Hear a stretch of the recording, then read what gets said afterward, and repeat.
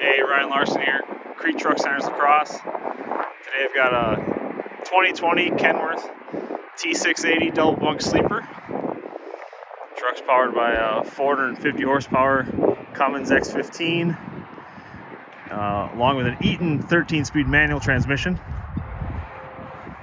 It's got a 12,350 rated front end, 40,000 pound rears with 325 rear gear ratio.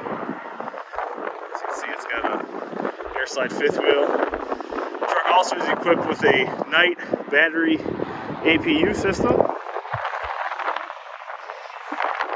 alloy wheels, a steer guard up front. Take a quick look inside here.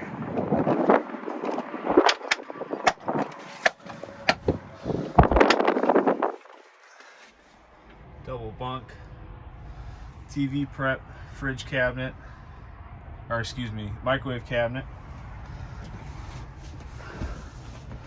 It does have a fridge cubby. As you can see, it's a double bunk. Quick layout of the dash. It's got just over 550,000 miles. We've got this truck as well as others like it. If you'd like a full listing of our inventory, please visit KREETrucks.com or give me a call at 608-519-6879. Thank you.